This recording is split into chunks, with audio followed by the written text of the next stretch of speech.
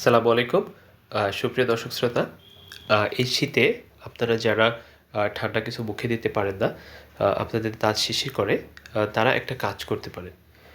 সেটা হচ্ছে যে আপনারা সেন্সোডাইন বা পেপসোডেন্ট র্যাপিড রিলিফ বা মেডিপ্লাস ফ্লুরাইড জেল, এই টুথপেস্টগুলা হাতের আঙুলের মাথায় দিবেন। তারপর আপনাদের উপরে নিচে সব দাঁতের গোড়ায় লাগাবেন। কোনো দাঁতে যদি গর্ত থাকে বা কোনো দাঁত যদি ক্ষয় হয়ে যায়, সেখানে লাগাই আপনি 2 থেকে 3 মিনিট দেরি করবেন। তারপর ভালো করে দাঁত ব্রাশ করে ফেলবেন। ব্রাশ করার সময় মুখে যে ফেনা উৎপন্ন হয়, সেটাও আপনি 2-1 মিনিট মুখে ধরে রাখবেন। এতে আপনার শিরশির করা থেকে অনেকাংশে আপনি উপকার পাবেন ইনশাআল্লাহ।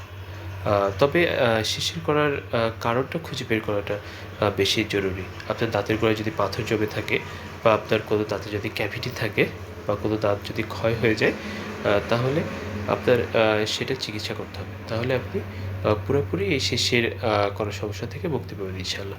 তো সুপ্রিয় দর্শক শ্রোতা, আজকের ভিডিওটা এই পর্যন্তই। এতক্ষণ সাথে থাকার জন্য ধন্যবাদ। আসসালামু আলাইকুম।